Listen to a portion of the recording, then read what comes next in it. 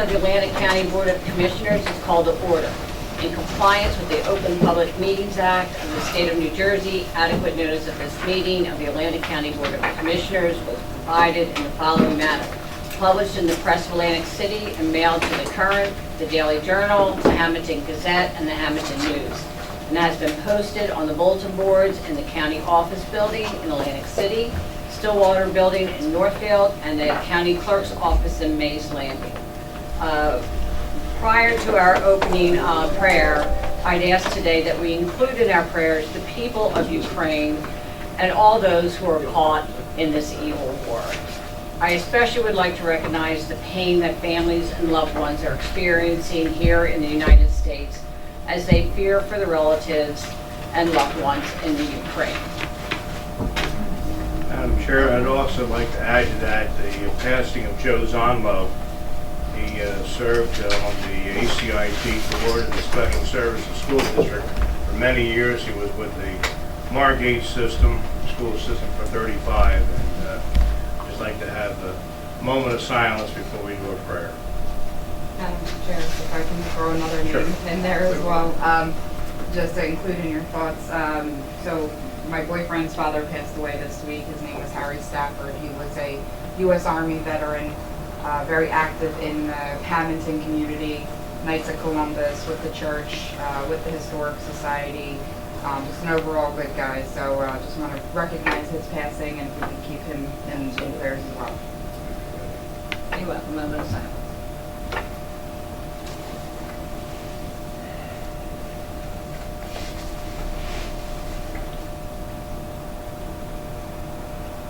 Thank you. Okay, we'll stand for the flag salute. I Pledge allegiance to the flag of the United States of America and to the republic for which it stands, one nation, under God, indivisible, with liberty and justice for all.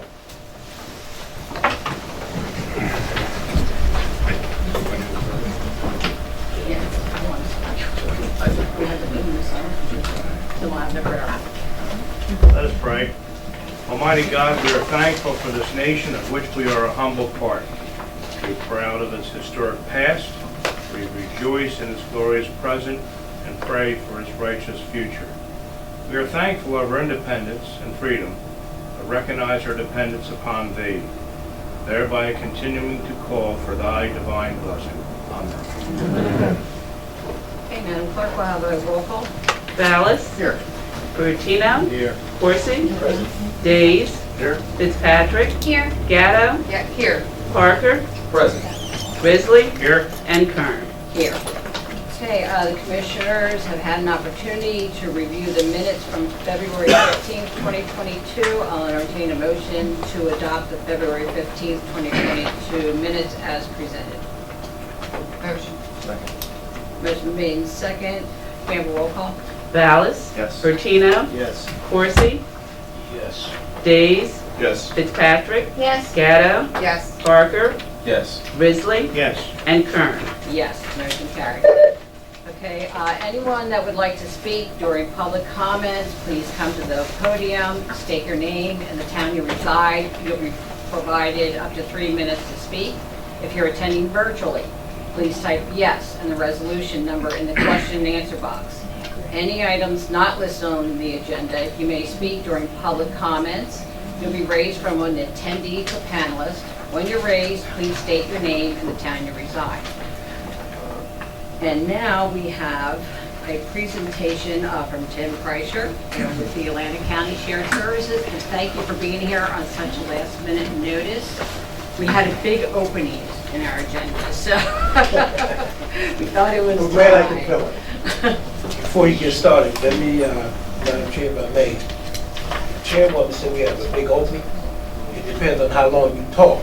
Yeah. It'll determine. Okay. I thought I'd get halfway through, then we'll take a dinner break. I was given Thank instructions. you. I was given instructions for the head this morning. Thank you, Commissioner. Thanks for having me here tonight. I'll give you an update on some of the things I've been working on, some of the successes and some of the things that haven't worked out, to give you an idea of things that we're looking at. I handed out a presentation so that you can follow along. First thing I did when I took the position from Mr. Formica was try to make an awareness of shared services. I attended the Atlantic County Mayor's Association meeting, the Atlantic County League of Municipalities, the Atlantic County School Boards Association, the Atlantic County School Business Administrators meeting, as well as several municipal governing body meetings. To talk to them about shared services opportunities, give them some ideas based on my experience as a mayor of Ventnor and some things that we did, and also to ensure that they were aware of the local efficiency achievement program grants that will provide 75% of cost. So I wanted to make sure they were aware of that and put the idea of shared services in front of them.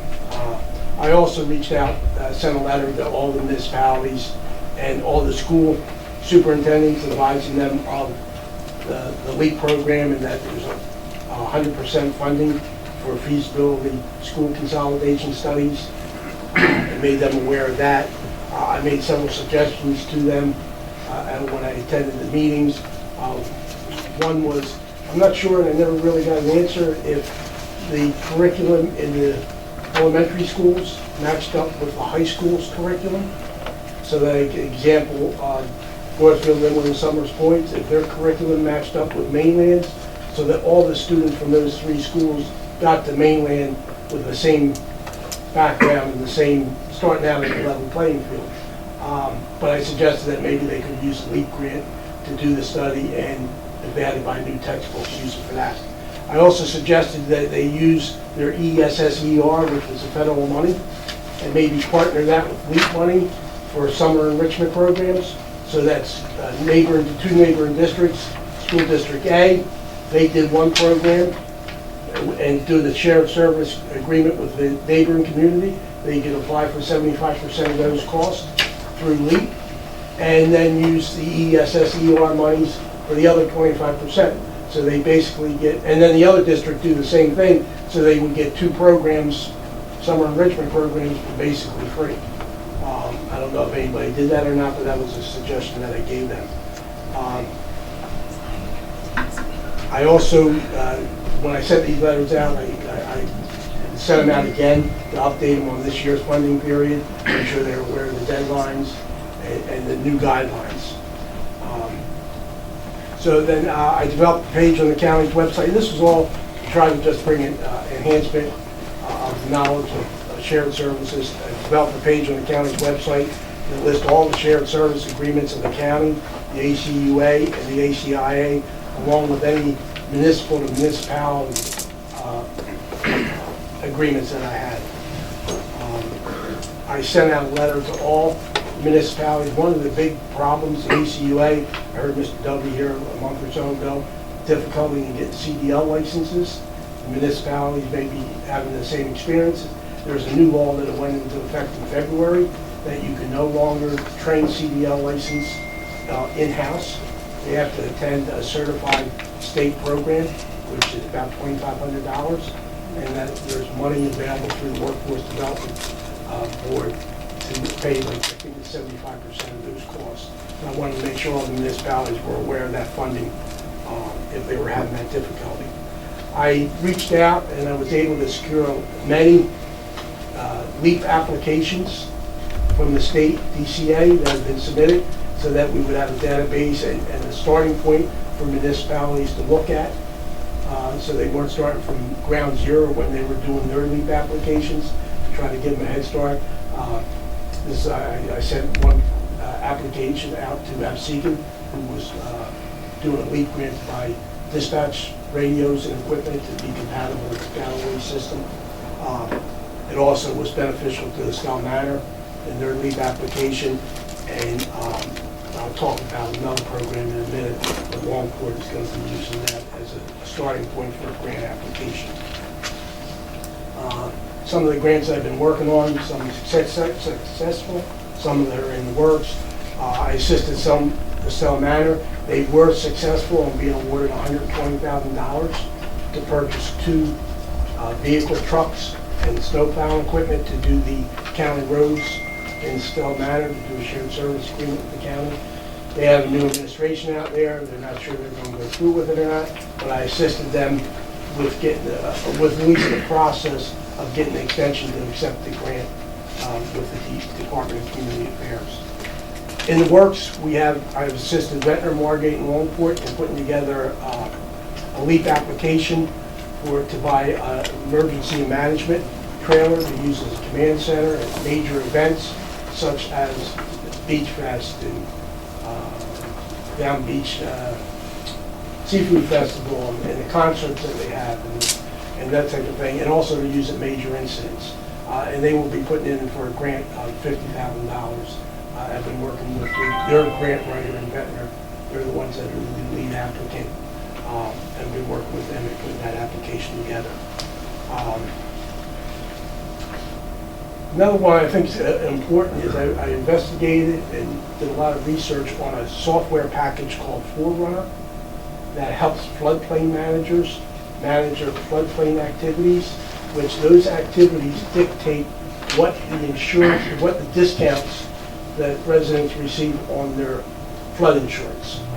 There's 11 towns in this, it's called the community rating system, and that's what determines your discount.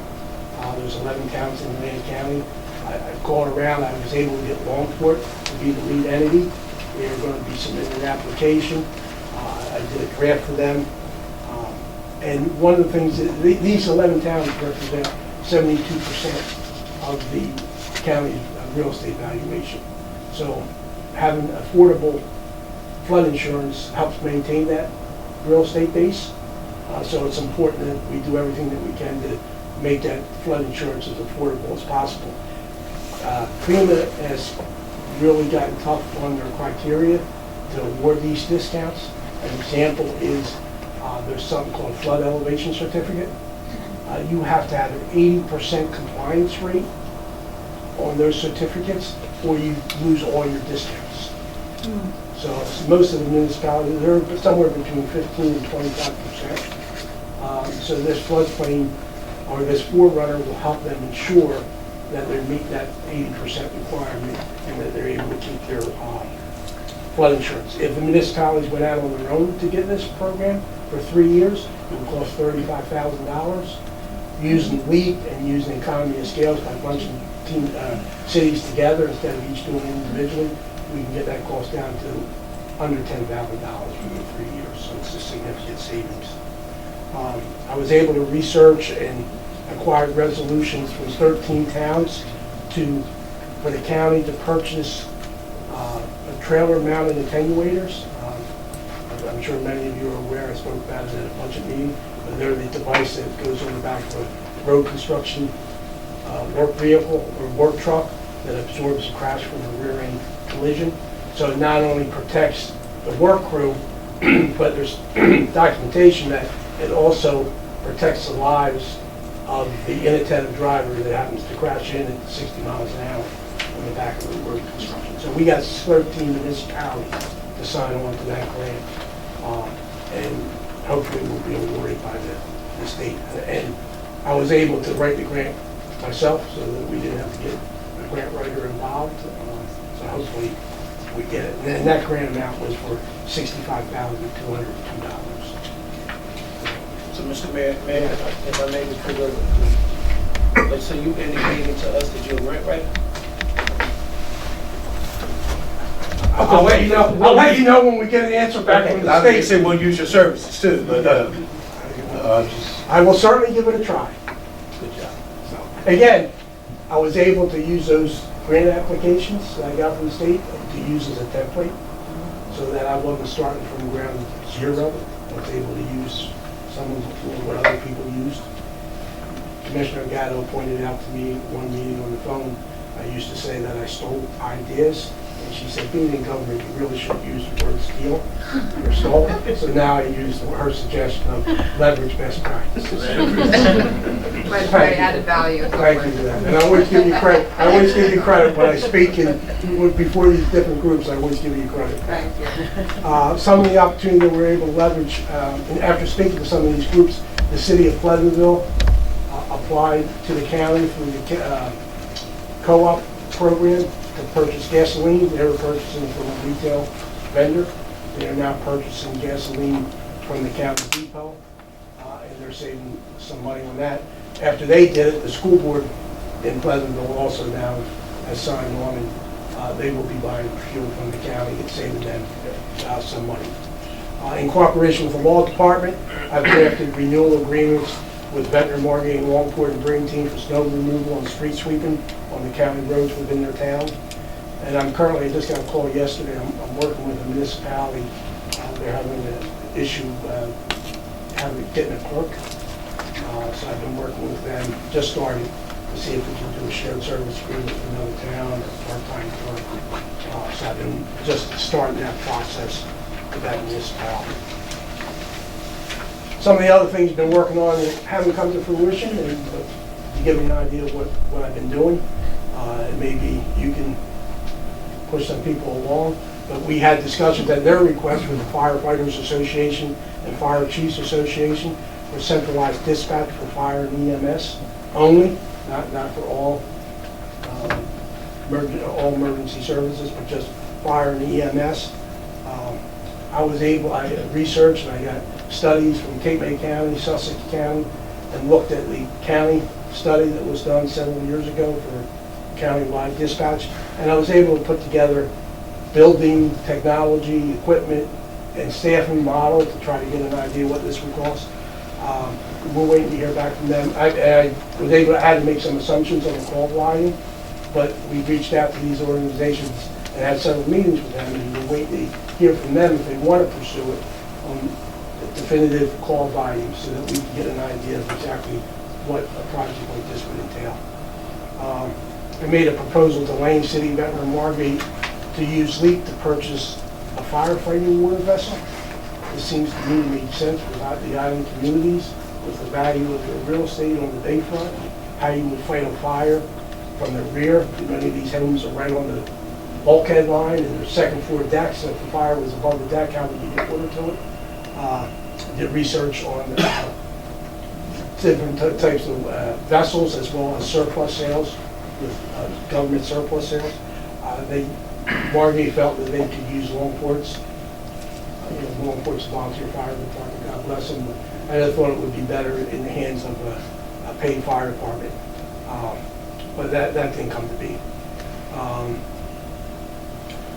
I proposed to all the towns to purchase a vehicle through LEAP. Again, they can get 75% of the vehicle paid for to broadcast brine on county roads.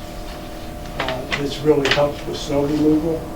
Sometimes you don't even have to plow if you use brine. And they can get a truck for 25% of the cost that they'll only use once or twice a year for snow, that they'll have it 12 months out of the year to use, like Estelle Manor did. I think I'm going to mention a little bit, but Ventnor was the only town that took advantage of that. I had mentioned that Ventnor's the only town.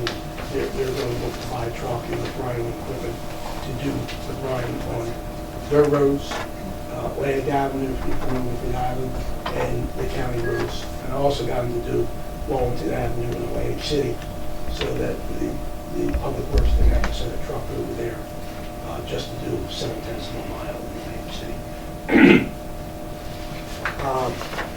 I researched and developed a financial model to use county resources. We're not going to put it on the county server, but the county to act as a bundler, for lack of a better term, to purchase a cloud-based system and offer it to municipalities at a cost, so it wouldn't cost the county anything, for the electronic storage of records and documents.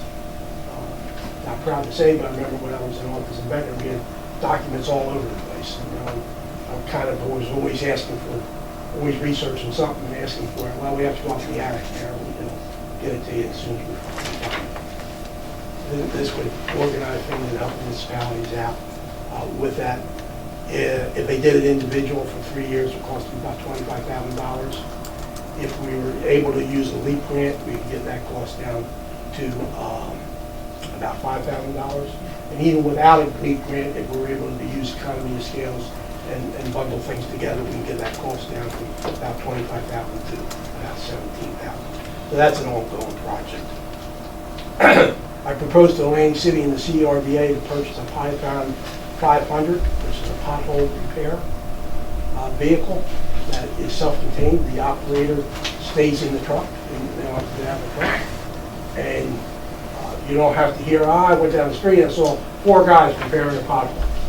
The truck does all the work. There's only one guy and he's in a truck. It's pretty labor efficient, but that's still pending. One of the things at these meetings I proposed to the school board that they look at forming a banking consortium where the districts would go together and request for proposals from banks for all of them to deposit their individual accounts in one bank. It would not be commingling of funds. It'd be each one would have their own individual account. But because a group of school districts were coming together, the banks were willing to give them lower banking fees and a higher interest rate on the money in the bank. Then they were very interested in it. The problem when I researched was at this time the interest rates are so low that it doesn't make sense for the school districts to go through this major change in their banking for such a low rate. However, and many people feel the interest rates are going to go up at some point, that this may be something that will come down the line.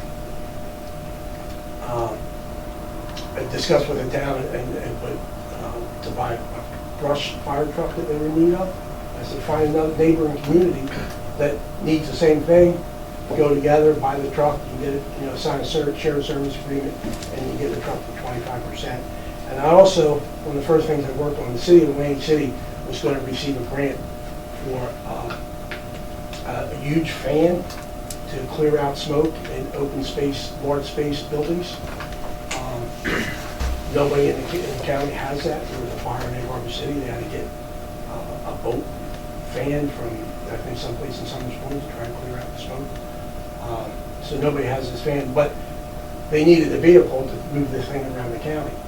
So I worked with them. Unfortunately, both these things didn't come to be because of financial issues.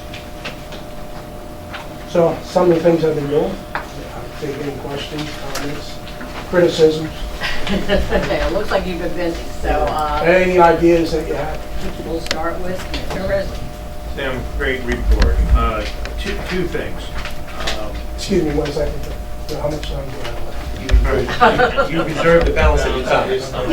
All right, Commissioner. I will Just be want to make brief, sure how much time I have. as I always am. Regarding the centralized dispatch, fire rescue, particularly on the western end of the county, I've heard a lot of comments made to me over the years that this is something that is desperately needed. And I'm glad to see that you're working on it, and I just hope you continue to move that football down the field for us. We're just waiting for them to get back to us. And in my research, there are several countywide, fully emergency dispatch organizations that started out just as fire and EMS. So this may be a step to moving forward somewhere in the future to centralize dispatch for everything. But again, we're just waiting for those associations to get back to us with some data, because then we can get an idea of what we're talking about. And the other question I had was regarding what you did in Pleasantville, the gas, and the Board of Education. Are there any other school districts or cities that are not involved with purchasing gas with us in the county? Yeah, I'm sure there are several. So you're going to talk to them? Again, the larger cities have their own fuel, Right. so it's the smaller cities. And I'm sure Pleasantville is right next to Northfield, right next to the public works facility, they're close by. So it's cost efficient for them to send somebody to get the fuel, where it may not make sense for somebody from Pima or Pima Vista to But you're going to set all pursue their vehicles. But you're going to pursue others? Absolutely. Okay. All right. Thank you, Tim. Thank you. So, let's go back for a quick second, Mayor, is that when you talk about the shared services regarding the gas, for example, talking about Pleasantville school system. Pleasantville was in Atlantic City at one point. They never got the contract completed, so they went to the county, which is fine. Atlantic City does share or does gas with the Board of Education, so that's a part of shared service agreement over there. The other issue, not the issue, the other comment you made about the potholes in the truck. We had that company a year ago. They did an outstanding job. The problem is getting them back. We've had that problem, and most of these municipalities are now complaining about all these potholes. We have 2 or 3 guys on the truck patching holes, but we'd love to have that one guy in the truck patching the holes. It's more safer, it's probably done quicker, and you get to multitude of places. So that kind of stuff does work. I'm glad you know, that's on the front burner anyway, because, you know, it may not, Plant City may not need it, some other municipalities may need it. The county may need it, right down the Lala Road. I can show you quite a few potholes. We're looking at that too. Right, so, I mean, it works. All I'm saying, it works. And my idea was, if I say the CRDA, so then I don't know if it's true, I'm following, but CRDA's a cash cow, get them to pay for it. They were the cash cow, but, yeah, that would be a bad idea to get them paid for it if you can. But thank you. Yes. Just one quick question. This is all really good work. Are you at any point in your process going to put together like a dashboard of like monies applied for, monies obtained, monies saved? Yeah, I will be doing that. After the next go around, when we see which of these grants that we're applying for, the deadline's March 31st. Okay. And I'll be able to have more to include in such report. Okay, great. And a lot of these things is like the truck at 10, trailer mounted with 10 meters. You know, in the grant application, you know, the savings comes from each town not having to buy. Yeah, it's cost avoidance. You know, We should savings. capture that too, though. Yeah. And it's, Mr. Chair, just a question. Yeah, going back to the crash attenuator trailers, have we bought them yet? No, we're waiting to see if we get the grant. That's something that, you know, I've been pushing the county to get one of them. And we had a very near miss out on English Creek Road where we could have lost one of our employees. And it's needed. So whether we get this grant or not, we should still pursue, whether it's for, you know, the rest of the 13 municipalities or not, but for use of county public works. It's needed. You know, that's what drove this whole process. I know. It was needed. Right, absolutely. And I'm sure, the question is if we do not get the grant, the county may just buy one as opposed to 3. 3 is to ensure that we have them available to the municipalities when they need it. Right, right. Any other commissioners? Okay, well, thank you so much. Thank you. I mean, Thank you. this was a lot of very good information. You're a busy man, but we're here to support your endeavors, so whatever you need to. Thank you. Thank you very much. Okay, as we know, resolutions number 82 to 87 were withdrawn. We will start with resolution 88. Mrs. Dargrand. Amending Resolution Number 581 adopted November 9, 2021, a grant application to the New Jersey Department of Transportation for the Urban Gateway Enhancement Program to extend the term date only, no additional cost. motion. Motion made second. Any comments from the commissioners? Seeing none, anything from the public? Okay, well, roll call. Ballas? Yes. Bertino? Yes. Corsi? Yes. Days? Yes. Fitzpatrick? Yes. Gatto? Yes, Parker? Yes. Risley? Yes. And Kern. Yes, motion carries. Resolution 89, please. Grant application and acceptance from the New Jersey Department of Labor and Workforce Development for on-the-job training funds amount not to exceed $210,000. motion. Second. Motion made second. Any comments from the commissioners? Seeing none, anything from the public? Okay, well, roll call.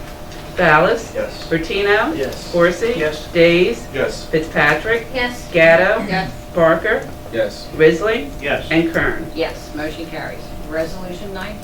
Grant application and acceptance from the New Jersey Department of Labor and Workforce Development for the Data Reporting and Analysis Funds amount not to exceed $12,971. second. Motion made second. Any comments from the commissioners? Seeing hearing none, anything from the public? Okay, well, roll call. Ballas? Yes. Bertino? Yes. Corsi? Yes. Days? Yes. Fitzpatrick? Yes. Gatto? Yes, Yes. Risley? Yes. And Kern. Yes, motion carries. Resolution 91. grant application and acceptance from the New Jersey Department of Education State Library for the 2022 per capita State Library Aid Fund, amount not to exceed $111,988. Second.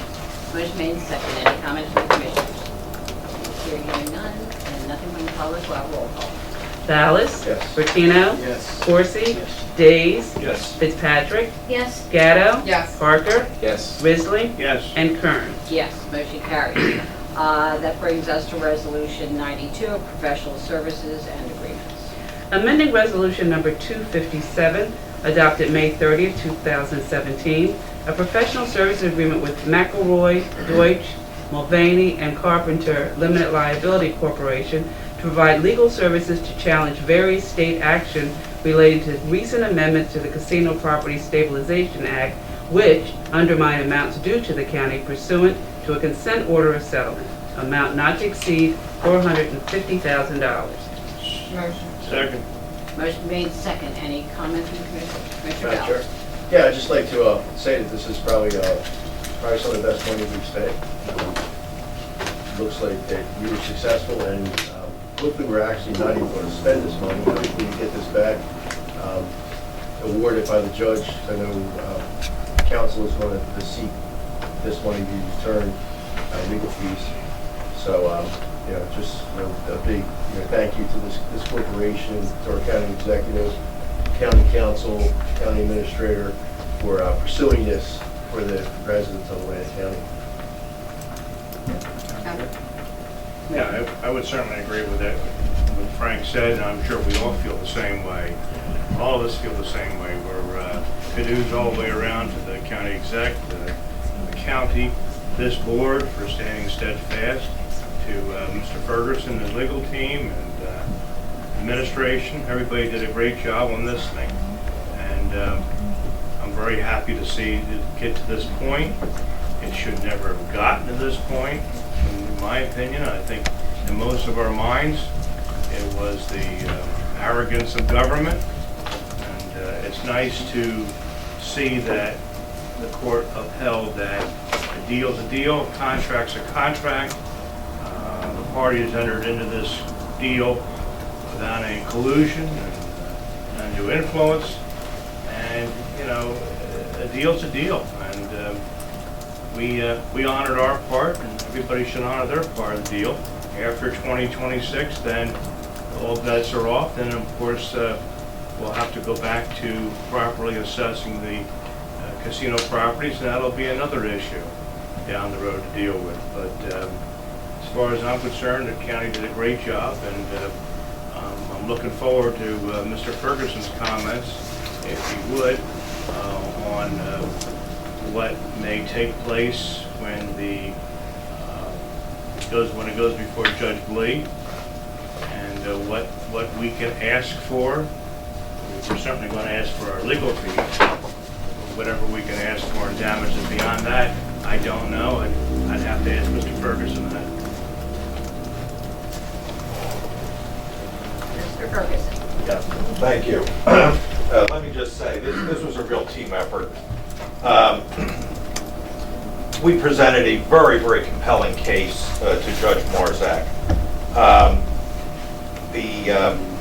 The legal briefing and the pleadings were filed by Mr. Riccio, Ron Riccio of that firm, who is a constitutional scholar, former dean of the Seton Hall Law School.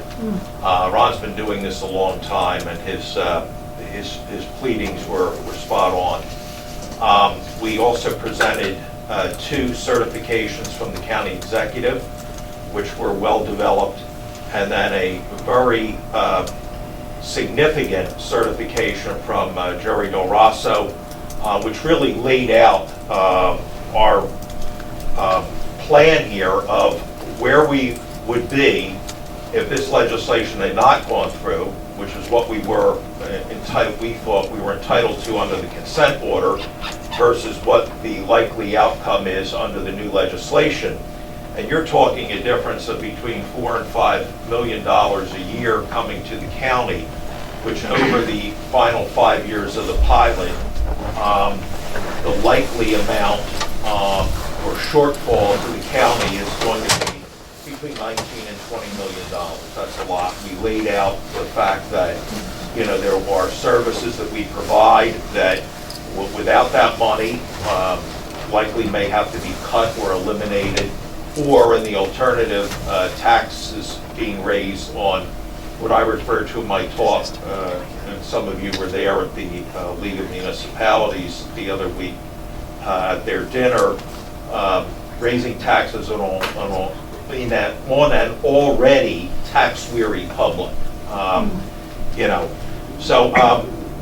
But the oral argument was significant. Although we at the county certainly did our part, we had a great advocate, Mr. Riccio. I like to think that I've, in my career, given some very, very good oral arguments before a court, and I have. But his argument was just stellar. He was masterful in the way he laid the argument out. It was something that you would want to videotape and give to law students to see how to present an argument. He was that good. He really was. And he obviously convinced Judge Marzak, who really followed along in the argument. If you read the opinion, and it's a long opinion, it's 34 pages, I believe. But he really followed, and the essence of the argument was a valid binding contract. A consent order for settlement, in its most essential forms, is a contract. And we were able to show that this legislation violated the essential terms of that, and Judge Marzak so found. The state was trying to argue that all we bargained for back in 2018 with that consent order of settlement was the percentage amount that we were going to get. And I think Mr. Riccio very ably demonstrated what a hollow argument that really was that the state was presenting. So it was a wonderful result. Now, where do we go from here? On March 8th, Judge Blee, or whoever he might designate to take over the case, will conduct a phone conference with Mr. Riccio, Mr. Lloyd, who's the chief counsel for the state. I'll be on that call, certainly. And then we will discuss where we go from here, what the mechanics of this should be. I suspect there'll be another hearing. I wouldn't be surprised if the judge were to encourage the sides to sit down and try to work this thing out. It occurs to me that we're definitely, I think, going to be able to show that based on the definition of gross gaming revenue under the what I'll call the former Casino Property Stabilization Act, that where gross gaming revenue included both internet gaming and sports betting revenue, and based upon the fact that each year the Division of Gaming Enforcement comes out and tracks those numbers, we know that in the last analysis, the casinos' gross gaming revenues were in the area of $4.2 billion. Now, even the old legislation, the highest it went in terms of the corridors that it had set up was between $3.4 billion and $3.9 billion. And at that level, the amount of the pilot, the gross amount of the pilot, would be $165 million. There were also provisions in that former legislation that each year that amount would increase by 2%. So if you start out in this calendar year, if we were supposed to be getting, and we would have been under the formula and the definition the way it was laid out, you start out at $165 million. Jerry was very ably went back and worked the numbers through and provided the certification that we should be at level X. We're only getting level Y. There's a shortfall of roughly $5 million in that calendar year. and then you can extrapolate from there and go up. If it's 2% each of the years following that, we know what that number is going to be. And we feel confident that it will reach that level, because unless things totally collapse in Atlantic City, the casinos, and the latest numbers, are already at $4.2 billion. That's, that's not going to lessen perceptibly. And even if it went down somewhat, you'd still probably fall within that corridor under the old legislation of between 3.4 billion and 3.9 billion. So, the amount would be $165 million of the pilot. We would get 13.5% of that in 2022, 2023, and 2024. And then the final 2 years, we get 12% of that. That's all under the consent order. You tie that in now with the new legislation, where the highest amount that the pilot can be is $120 million. It's just a simple matter of sitting down, doing the arithmetic, and figuring out what the shortfall is, and that'll be our argument to the judge. Judge, over those 5 years, here's what the number is. We should get that number, whether it's set up in the form of an escrow account that would be set up with the court and that the money would have to be paid into, or not. As I've indicated, I think it probably makes little difference to us how the state does it, as long as they do it and we get what's due to the county. And plus, we will be asking for counsel fees and costs to be reimbursed. Now, as an aside on that, I should tell you that under the American system, the parties normally pay their own counsel fees. There are exceptions to that, and we will argue in this case that this was a blatant disregard by the state. And that's because of the fact that while the legislation was pending, they got 2 letters. The governor got a letter from the county executive which detailed our reasons as to why this legislation was unfair. And we specifically mentioned in there, we believed it violated the terms of the consent order. And then I think it was on a day or two before before the legislation actually passed and the governor signed it, Mr. Riccio sent a letter to the governor's chief counsel, basically reiterating the same arguments. And we told them that, look, if he signs this, we're going to court.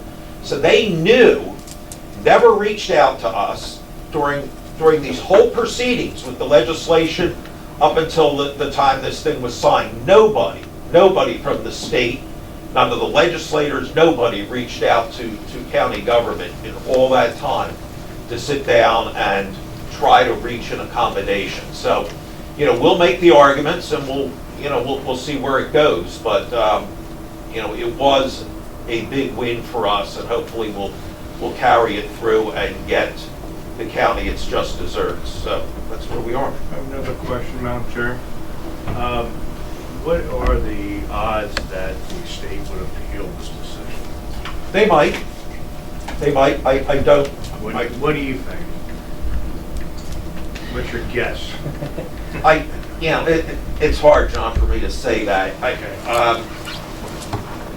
I think here that the decision is a well-reasoned decision. The record is very clear. I mean, we were the ones that came and put evidence before the court in the form of the certifications, 2 certifications. The state submitted 1 certification from the person who's the director of the Division of Local Government Services. And to be frank, her certification said nothing that was of relevance to the issue that was before the court. I mean, it just wasn't, and we pointed that out. So the record really was a one-sided record. It had everything in from the county side. The state presented nothing really. Most of their brief was a rehash of why these provisions, both the Municipal Stabilization Recovery Act that applied, that gives the state the authority to take over a city in fiscal distress, and the companion legislation, the Casino Property Stabilization Act. council recited a long litany of why these things were necessary, none of which had anything really to do with the central issue before the court. It was, that issue of whether that consent order was violated. That was the issue, and I think Judge Marzak answered that and answered it very decisively. So, will they appeal? If they're looking to buy time, they might. I think it's time to come to the table. If I were with the state, the first call I'd be making is to the Casino Association and saying, guys, this legislation was passed to benefit you. You're the beneficiaries of this. The state's not the primary beneficiary of this. None of the other players here are beneficiaries of this. You guys are. You ought to come to the table and pony up and make the county whole. There'd be a very, very simple remedy. Mr. Riccio and I have discussed ways that this thing could be resolved in 5 minutes if the people came to the table and acted in good faith. So we'll see what happens. Thank you, Mr. Obviously, it's not going to be that easy. Nothing ever is, but we'll see what happens. Thank you, Mr. Ferguson. Thank you. Thanks. Do we have any other comments from the commissioners? Okay, I'm going to excuse myself, so our vice chair. Do we have any public? No. If there'd be no further discussion, would you please call the roll? Ballas? Yes. Bertino? Yes. Corsi? Recuse. Days? Yes. Fitzpatrick? Yes. Gatto? Yes. Parker? Yes. Kern? Accused. And Risley. Yes. Motion passes. Okay, we go into competitive contracts now with Resolution 93. Amending Resolution Number 212 adopted April 20th, 2021, a competitive contract with Royal Printing Service for the provision of election ballot services for 2021 elections. Amount not to exceed $605,486.16. Okay, we have a motion and a second. Do we have any comments from the commission?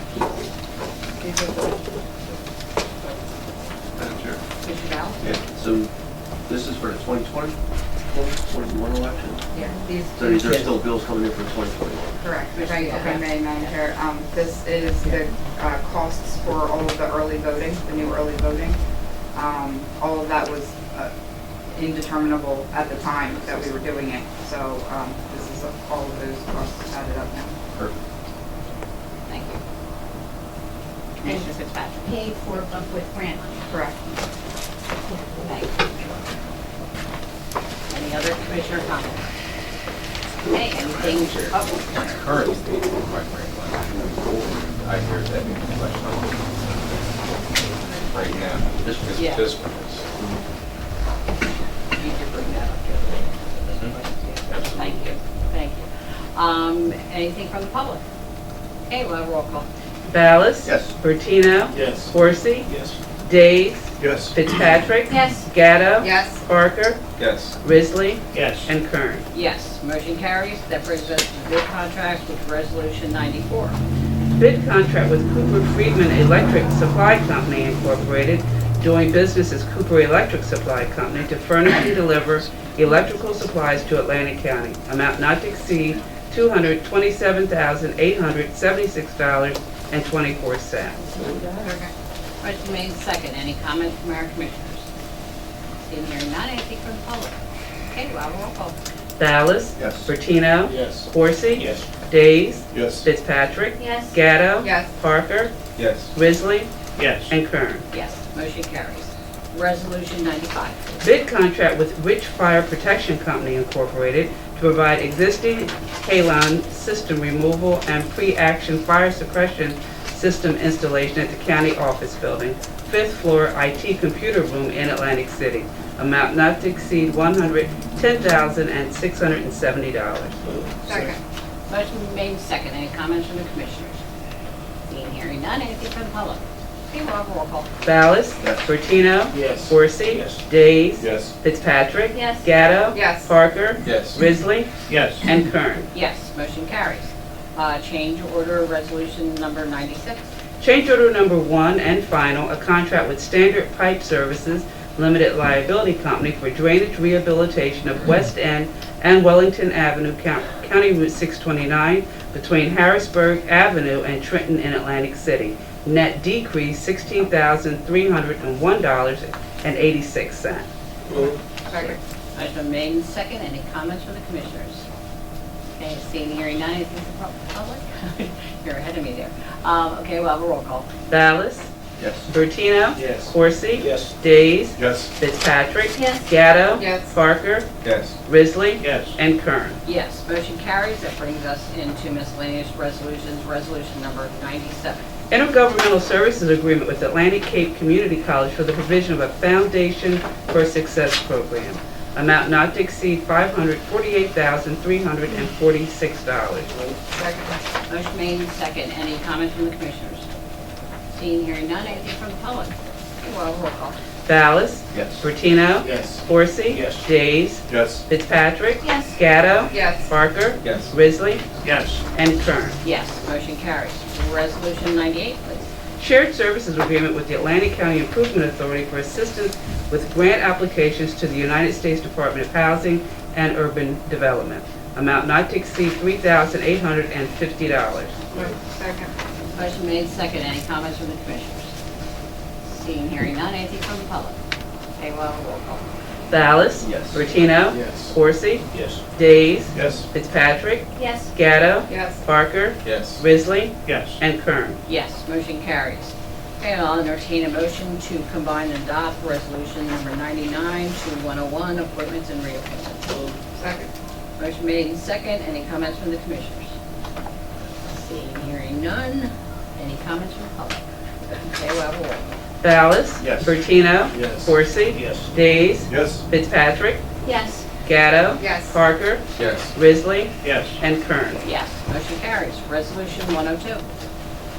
Resolution to amend the board's public meeting schedule to include an additional regular meeting to be held on March 29, 2022.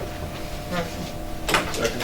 Motion been made and second. Any comments from the commissioners? Madam Chair, this is to help keep the budget process rolling along, especially since we couldn't introduce today.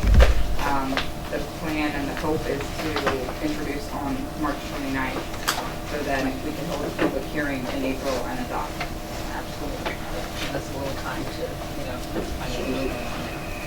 Any other comments from the commissioners? Okay, seeing, hearing none. Anything from the public? Okay, we'll have a roll call. Ballas? Yes. Bertino? Yes. Corsi? Yes. Days? Yes. Fitzpatrick? Yes. Gatto? Yes. Parker? Yes. Risley? Yes. And Kern. Yes, motion carries. Okay, that concludes the written portion of our agenda and report to special committees of the board.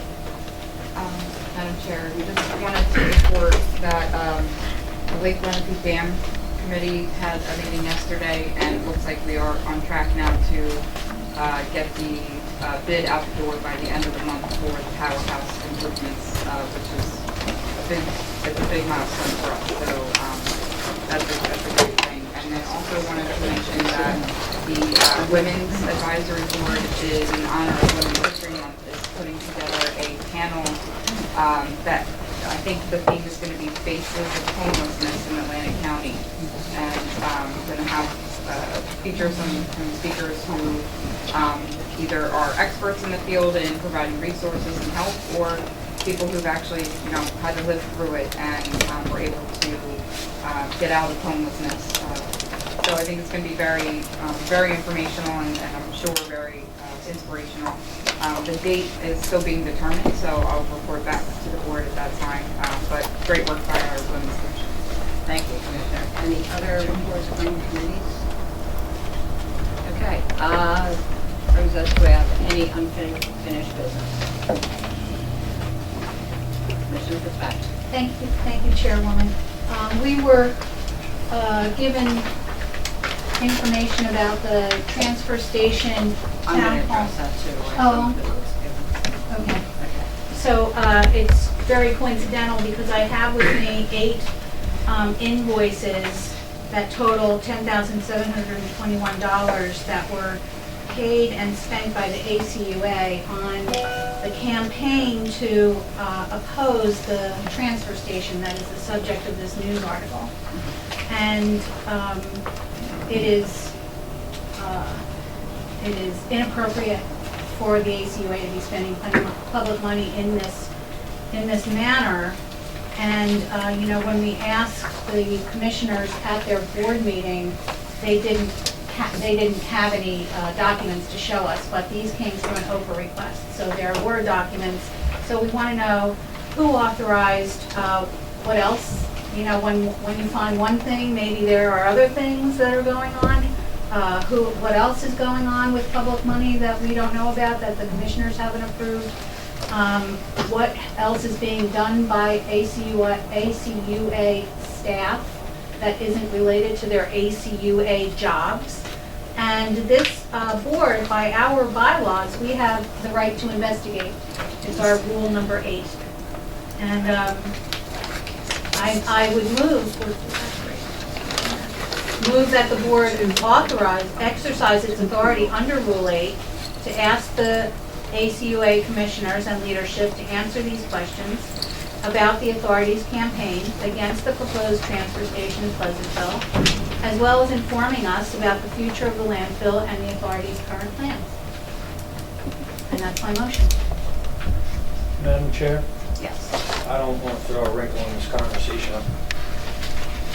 I personally, without researching it, I don't know if this would apply to ACUA. I think, I'm inviting comment on it, particularly from county council or anybody else, but I don't know if you can investigate them if they're not within the umbrella of the county. I know they're kind of this hybrid thing, and I'm not saying you can or can't, I'm just throwing it out there. That's not clear to me as you're talking about potentially applying the commissioner's bylaws to the ACUA. Just a word of caution, I guess, is really what I'm saying. Right. So, Madam Chair, if I may, to council, so Rick, are you indicating, and I said to be corrected, this board votes on appointments to the ACUA board. Is that fair to say? Either that or by statute, they have appointment. Yes, that's true. I know, for example, I know the county executive can put somebody to sit there. I'm not saying you can't. I'm just saying I haven't looked at whether or not you can investigate that. Yeah, but I just want to ask the question. And I get what you're saying. So you're saying you don't know if we have that authority to approve as a governing body? Because the recommendation and suggestion of the administration, we vote on members to sit on the ACUA. That's right. Yeah, that's so come if in before the fact board. that is the case, and I stand to be corrected, we have some authority or something. But I'm not saying not to investigate it. No, I'm not saying you don't. And your point is a valid one. Like, you certainly have involvement. Right. I'd like to ask county council to interject. What I can tell Before you, Mr. Ferguson, yeah, sure, I'm sorry. Do we need a second before? no, but, Okay, we're just gonna- no, I'm not saying no. I was really responding to council's Right. suggestion or recommendation, and then I was going to make a recommendation to my colleague over there, but since y'all called council, I yield to this guy that's been arguing in court for like, he's in real form. And Madam Chair, if I may, and I'm having a discussion with county council, I'm certainly not telling them. See, Jim, I'm just looking at authorized by the applicable code, so I don't know if there is code sections that authorize that. That's the question I just don't have the answer to So, today. I do believe I need a second to even have the conversation. So, do I have a second? Second. I've not looked specifically at our code. I will tell you that under the authorities law, when they have their meetings, they send their minutes over to me. I review those minutes with the county executive because the county executive has the right to veto any action that they take. That doesn't happen often. It's happened a few times in the years that I've been here as county council where we'll go in, we'll review the minutes, and the executive has said, I don't like what they did here. I want you to draft me a veto statement, and we do that, we issue that. That can then be overruled, but I believe, and it's been a while since I've looked at the authorities law, that gets overruled if the matter comes before this body, and this body agrees to override the action of the executive in vetoing their minutes. That's the way I believe it works. I know the executive definitely can veto their minutes and actions that they take. I will reserve final judgment until I would have an opportunity to actually review the provisions of the code, that based on the fact of what county administration or the executive can do, and the fact that, as Mr. Corsi correctly pointed out, you do vote on nominations that the executive makes to that board.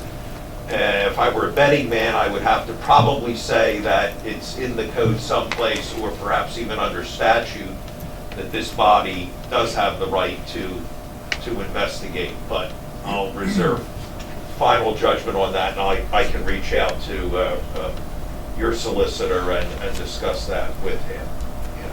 Madam Chair, if I may, before council take a seat. So, once again, this has reared its ugly head in terms of the ACUA and their campaign, no dumping, Pleasantville, and the whole conversation. And if y'all all recall, when this thing was a heated conversation, the question came up, who authorized them to use county tags? County government tags. Remember that big issue? Nobody, even from the county executive down, nobody has really taken full responsibility in terms of who authorized it. They said it was cheaper, and they went and did it. We have the authority to stop it. We didn't do it. We still have the authority to tell them to go out on their own, but we didn't do it. I mean, they'll say it's shared services and cost effective, and they get all that. Which only makes me still wonder, do we have authority to investigate? I think we do, but I'm not an attorney. I try to act like one, but I'm not one, and I know my limitation. But I would certainly suggest now that to my colleague, maybe you consider, if in fact we do have the authority to do it, Madam Chair, Right. have a resolution at the next meeting. But then it gives our attorney and the county attorney to sit down and find out what authority we do and do not have. I'm under the belief we have authority because we're appointed. But that's my personal opinion, and that's only my recommendation to you. Okay. I mean, it's your resolution, but you can also add something in there as well, or do it the way. May I? Yes. So we would be able to know this in time to have it on our next agenda, whether or not we have the authority. And my second question is, if the county executive approves the minutes, these expenditures, which are clearly not the mission of the ACUA, which is recycling and trash pickup, and this is like outside the realm of their normal business, wouldn't this be in the minutes? Now, each specific line item of expenditure, they normally don't list. They come through with a resolution. It's always the last resolution on their agenda, and it gives a gross amount. Yeah.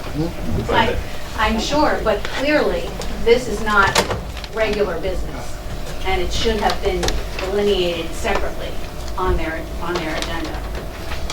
So that you know, so that the executive knows what he's approving. So can I suggest so we don't taint? Okay, withdraw. I'm just suggesting, so we don't taint, because those are the questions you would probably want to ask during an investigation. Okay. So if you're doing it now, it's Yeah. redundant. Okay. Right? And that's sort of why I didn't want to throw a wrinkle on this. I guess, Jim, I'll say this, I'll look into it, and I'll have an answer to the board, and I will cooperate with the county council on it, so you know sooner rather than later. Okay, thank you. Thanks. So then I will withdraw my resolution pending, With the exception, with the exception. or at least I recommend to you as the sponsor, that we have a resolution back on the next meeting if in fact we do have the authority. Yes. Would like to say. I'm just saying. No, So why don't you do this? My suggestion would be make a motion to table it to the next meeting, Okay. and then we'll be on our way. Okay, motion to table. Second. Thank you. Motion Open up for made, vote. second. Any comments from the commission? Any discussion? Okay. Roll call. Ballas? Yes. Bertino? Recused. Corsi, Yes. Days, Yes. Fitzpatrick, Yes. Gatto, Yes. Parker, Yes. Risley, Yes. and Kern. Yes, motion carries. Madam Chair, if I may, Yes. since that issue had come up, most of us have received a notification of a town hall meeting to take place on Thursday to talk about the transfer station. How many of my colleagues have received it? I got a call this morning, so for the record, I will not be there. I already have something scheduled. They were supposed to notify us when the meeting was going to happen. They did have a notification the meeting was postponed. Nobody told us, at least I didn't, I can't speak for y'all. I found out about it this morning, so just for the record, I will not be there. I think I made my position clear, where I stand on the transfer station in the city of Pleasantville. I think this board made this position clear in terms of supporting the concept of a transfer station in the city of Pleasantville. However, I don't know, nobody said, well, they talked about ACUA at the meeting on Tuesday, but they didn't show up at the meeting on Thursday. Well, I have no intent on being there because I already have an obligation. Thank you, Just for the record. Commissioner. Since we're talking about the article, one of the reasons why we brought it up is because the way the writer is stating that the Atlantic County Board of Commissioners passed a resolution endorsing the project in December by 7-0 vote. That is not the case, and we are going to send him a letter just stating that we were endorsing the process. So we are sending him a letter. I wanted everybody to be aware of that, and especially we talked about, you were aware of this as well, because you authored the resolution. So we will be doing that tomorrow. Madam Chair, thank you, because I keep receiving phone calls about our endorsement. Right. That Yeah, and I think we all have too, and we just want to make that,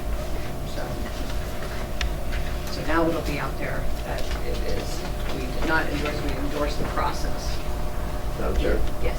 Yeah, I just suggested, along with that letter, the resolution be copied and sent with that letter. Yeah, we're explaining- definitely. Explaining the resolution and what the intent, and what that resolution means. Yeah, we have quite a bit of verbiage here that's going to be added to that letter with the copy of the resolution. Perfect, all right. Yeah. Do we have any other comments from the commissioners that bring us into new business? I was going to do that under written communications. New business? Seeing and hearing none. Now we have received copies of written communication and petitions. Any commissioner have anything that they would like to share? Okay, seeing and hearing none. We will now open to the public comment portion. Anyone that would like to speak during public comments, please come to the podium, state your name and the town you reside. You'll be provided up to 3 minutes to speak. If you're attending virtually, again, please type yes in the question and answer box. You'll be raised from an attendee to a panelist. When you're raised, please state your name and the town you reside.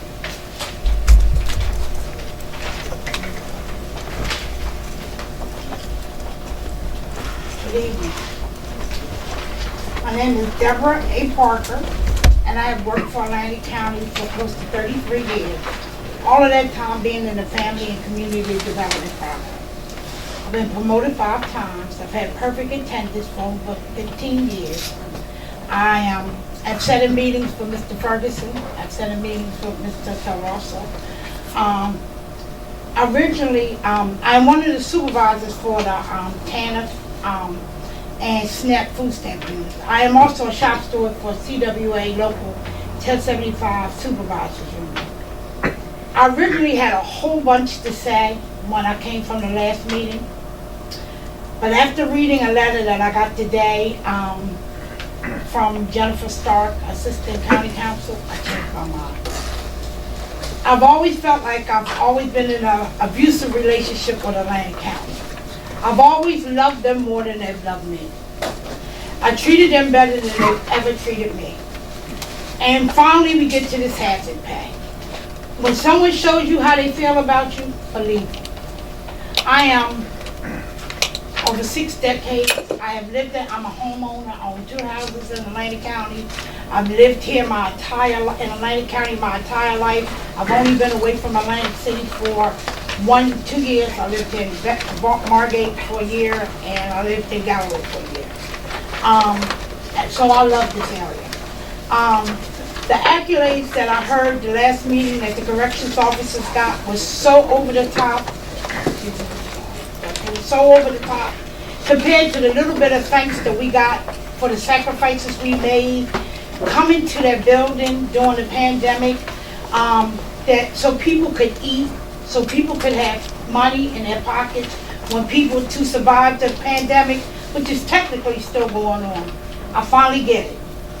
And I'm going to quote Doc Rivers from the 76ers. I'm going to stop loving a job that doesn't love me back. I'm going to stop sacrificing for a job that doesn't sacrifice for me. And I'm going to leave you with two things.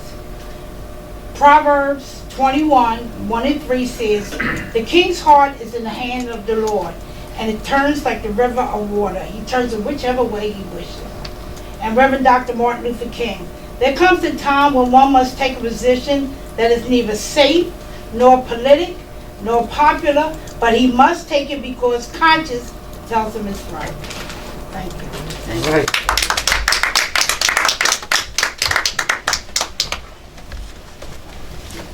Madam Chair, Creed Pogue, Estill Manor. Just going back to the ACUA piece for a couple of pieces. It is county code that created the Utilities Authority, the Improvement Authority, all the other bodies of county government. So, and obviously the board with the executive signature would have the authority, pardon the pun, to eliminate or disband the ACUA. No one would suggest that as a wise option, but you have that power. So it'll be interesting to see if anything else other than you have the authority to investigate the authority comes in, but we'll see how that goes. Also, members of the board may want to take a look at the authority's agendas because I think related to Commissioner Fitzpatrick's question regarding the expenditures, there are a whole lot of individual expenditures that come up from the various committees of the authority's commissioners that are then brought up for approval. So it may be interesting, I'm not trying to foreshadow anything, Commissioner Corsi, but it just may be interesting to find out what winds up being put on that on those lists for the agenda versus things that had to be done through an Oprah request. So it is going to be, I think, an interesting little bit of time. We'll see how it goes. Thank you. Thank you,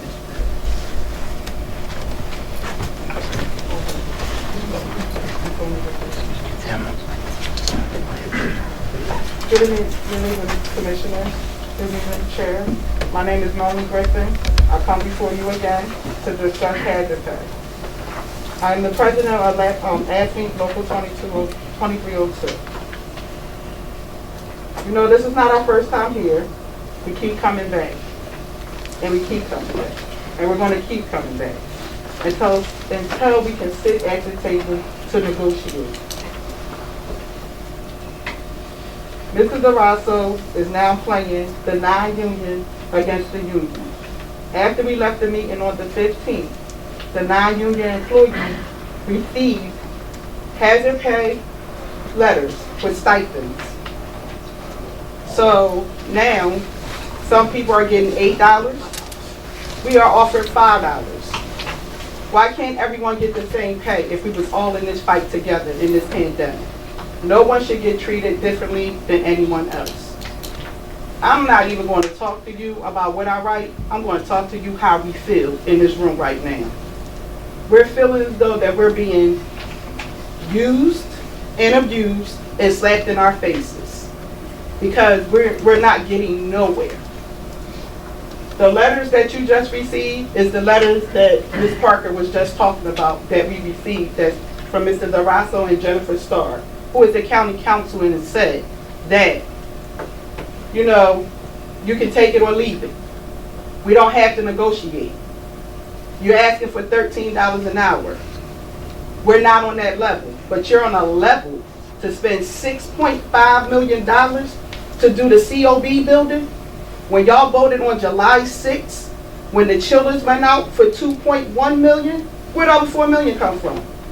Not only that, we gave you the Atlantic County hazard pay agenda that they did. If you look at it, everything on that agenda has something to do with a building.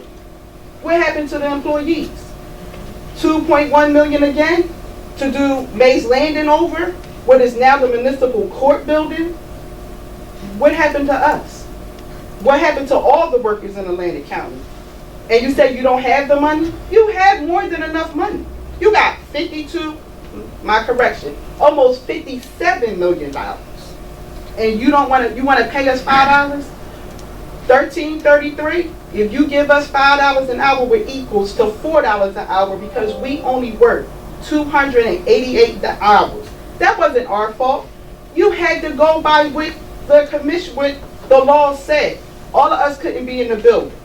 We can't be in the building because we was in a pandemic. So you're punishing us? If you look, she also said because we came to the commissioners meeting.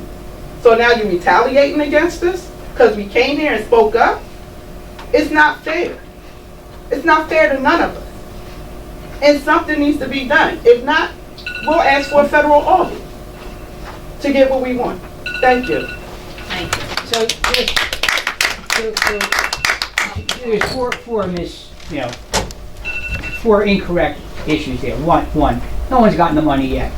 And the letters that went out for non-union people are because they exceed $95,000. The law is very specific. If you exceed 150% of what your average annual wage is for the Bureau of Labor Statistics, you're not eligible. And if you're eligible for, or not eligible for FLSA, meaning if I made $300,000, but I was eligible for overtime, I would be eligible for the premium pay. If I'm not eligible for overtime, then I'm not eligible for this program.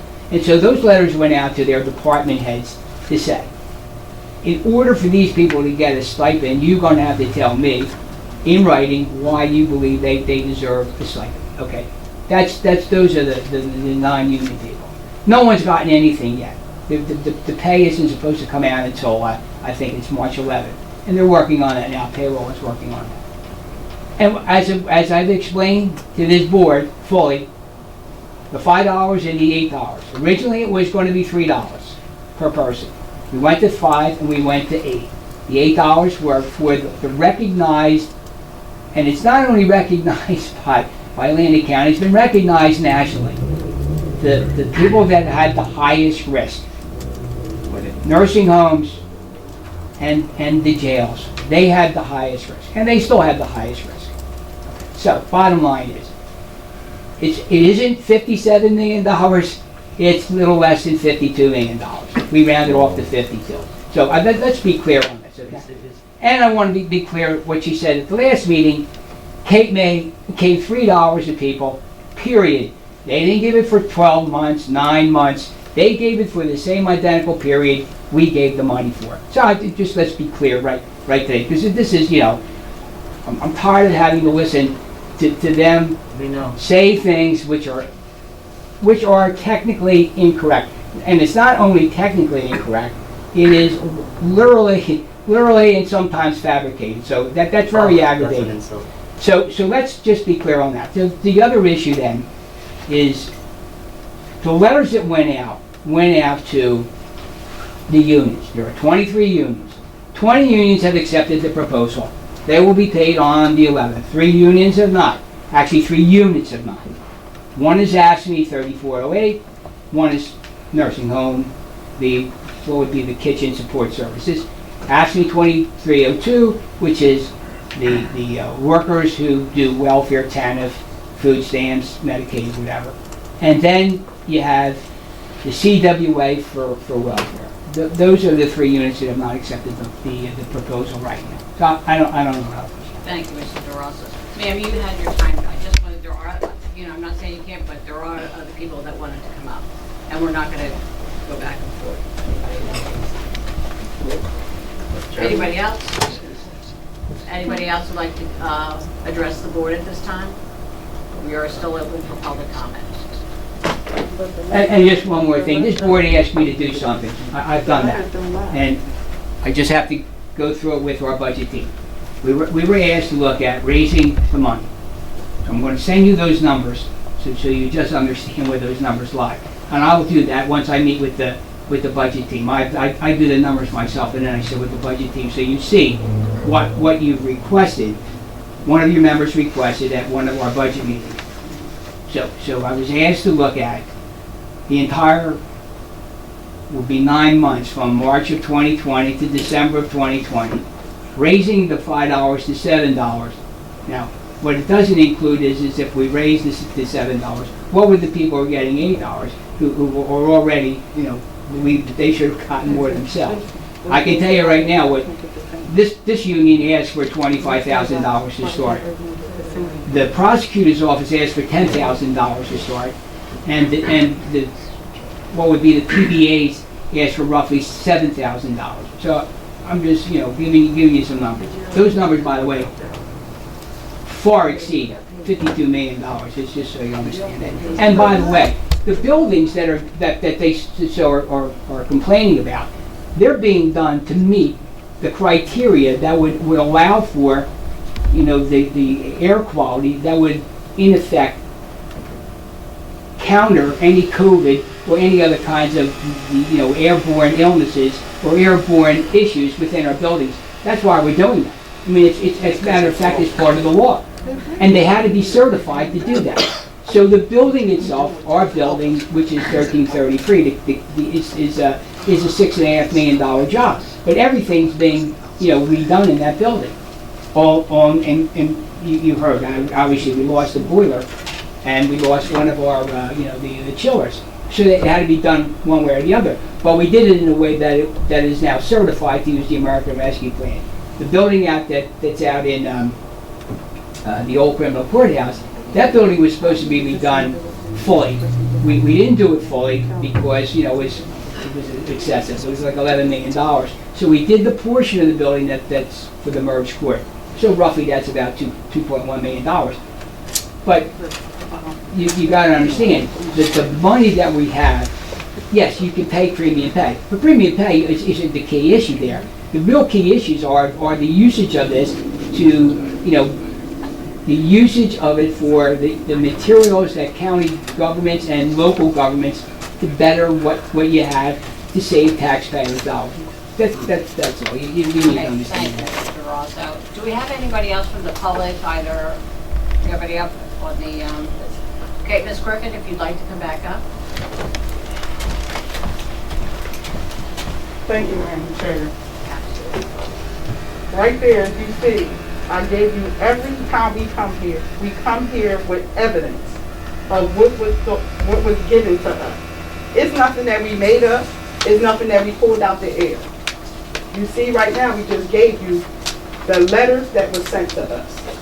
So what is he saying, that he's tired of us coming here with no facts? It is facts. This is your writing. You wrote this. This is what you gave us. So you asked for them to sit down and negotiate with us. We had 3 meetings. The last meeting we had in September, we asked Mr. Darasso, when you get the numbers, come back. You keep saying that we asked for 13. Yes, we started off at 13, but you didn't give us the opportunity to negotiate. That's all we asked, is to sit down and to negotiate numbers. That's all we're asking for. We're not asking for this, we're not asking for that. We're just asking to be treated fair, like y'all asked for, to come to the table and negotiate, which he will not do. Thank you. Thank you. Is there anybody else in the public? Okay, I'll motion to close public. So, Madam Chair, if I may. Oh, yes. Oh, you can close public. Oh, okay. motion. Motion to close public. Motion made second. Any comments from the commissioners? If I may, what I'm not going to do is get into this back and forth. But what I do want to do is ask Jerry. He said it's 23 unions, correct? Yes. 20 of them you negotiated with and they signed off with. Just so you know, this wasn't negotiations. There are no negotiations. I'm trying to be clear, but you said There are no negotiations. This is not a negotiable item, let's be clear. Contracts, negotiable. You sit down at the table and you do this. This money is not negotiable. We met with all the unions. We met with them more than once. But we had a general session with all the unions. We explained what we were going to do. We gave them all roughly 8 or 9 days to respond. They wanted $13 an hour, $13 an hour, roughly $25,000. The PBA's roughly 7,000, and I think I mentioned the prosecutors, detectives wanted roughly $10,000. No, my question, Per person. I heard all that. Yes. My question was, there was 23 unions. 23. 20 agreed to whatever you, Absolutely. We Right. sent them the letter. They got similar letters that I don't know what you have in front of me, but if it's a letter that Jennifer sent out, yes. okay. I got that, right. I just wanted to know, because you said it was That's right. 23 unions, 20 agreed to whatever the That's dollar. correct. The last meeting, the unions was here, and we had this Yep. conversation in the Yep. budget committee the other day, and I had it with Gene. And I'm never gonna be the hypocrite, because I was one of the recipients of the American Act money. Right. When we did the city, we talked about that Right, on a right. number of occasions. At the end of the day, it's a lot of frustration. Yeah. And if I'm understanding Melanie correctly, she basically said, and I think this board said, can we negotiate, not negotiate, but at least meet with them Right. and figure out what we come up with. Listening to her just now, she said there was never a number given to negotiate or to look at. I know it was $13 for hours worked at the last meeting. Yeah, that's right. Is that a fair That's statement? correct, yeah. And so, every meeting, we're saying the same thing, but it seems like, in my opinion, there's no real movement with the last 3 unions. That's right, there isn't. But the question is why? There's no movement because they've gotten their letter. We've made a decision and we've submitted the letters to the unions. And we're not negotiating. We're not going to sit back down and have them negotiate. Bottom line, there is no negotiation.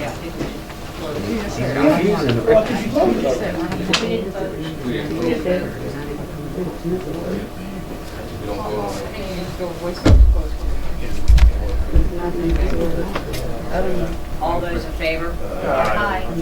So, going back to Jerry, I get the frustration on both sides of the aisle. Don't misunderstand me. I get it. You frustrated, they frustrated, everybody's frustrated. It doesn't seem like it's going to go away. And I can only speak from experience because I was in that position in terms of the American Act money when it came to the city, when it came to CRDA.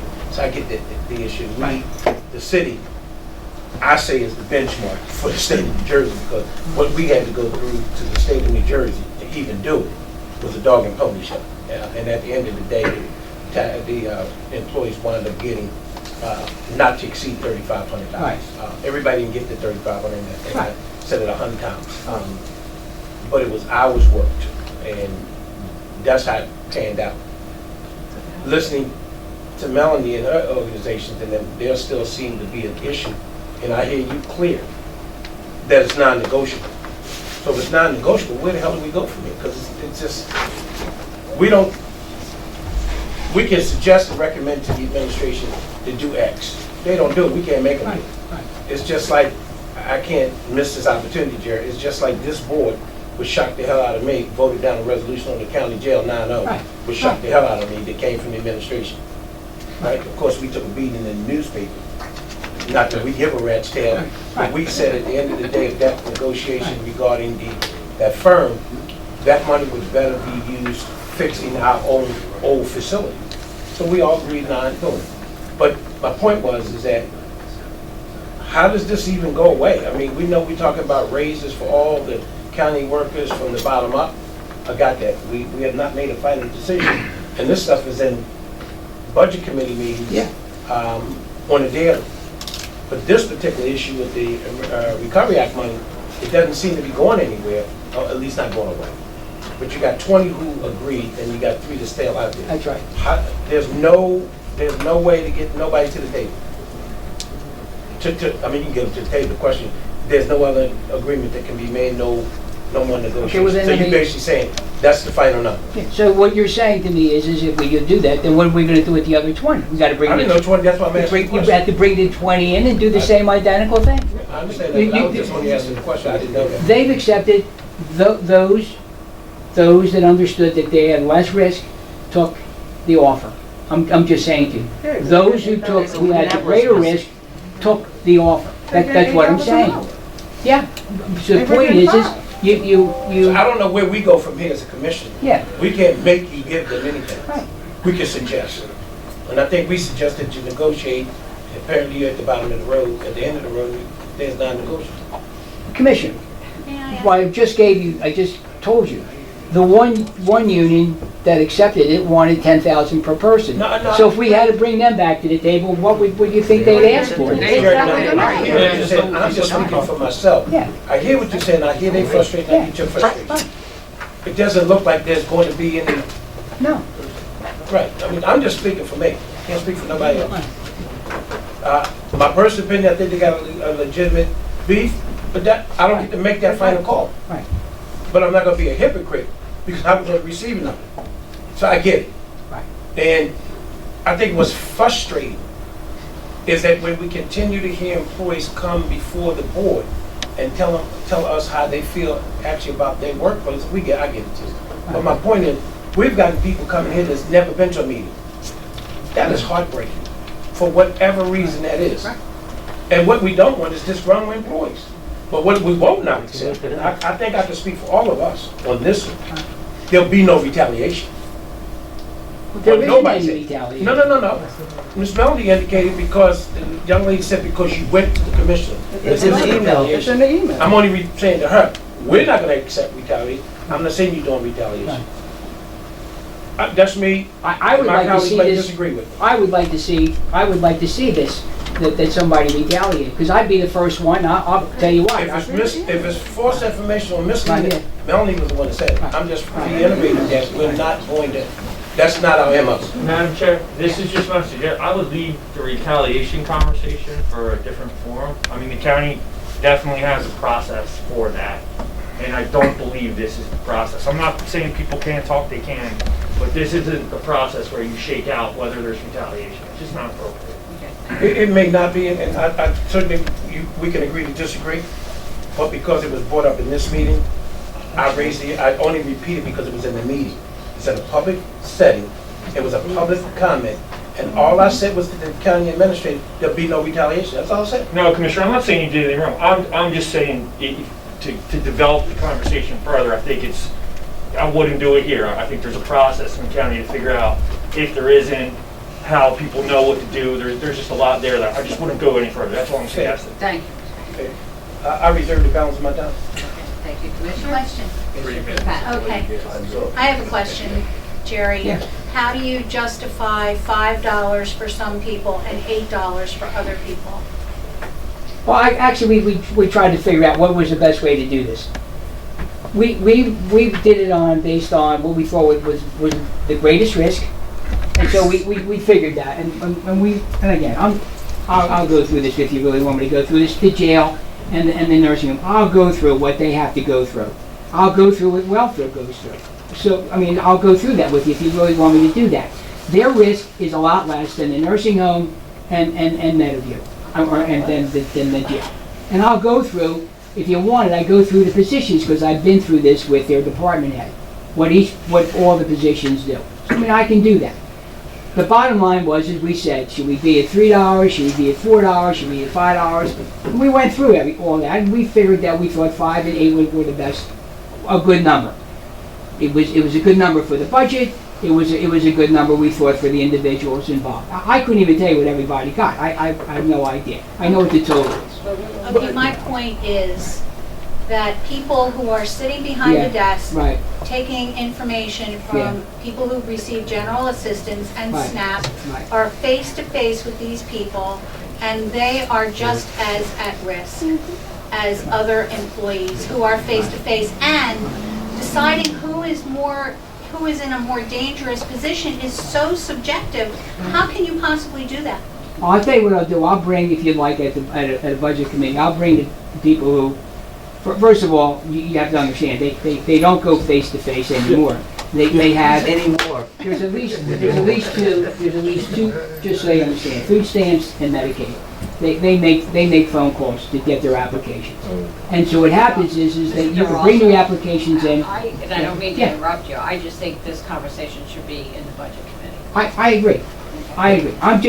I was asked the question. Right, no, Otherwise, I would- you weren't, I just was didn't want asked you the to think that question. you had to keep, I think it will open the budget committee. Yeah. That's fine with Yeah, everybody we here. asked for an evaluation of our Right, next meeting. right, okay, all right, well, Yeah. thank you. Yeah. I just didn't want you to.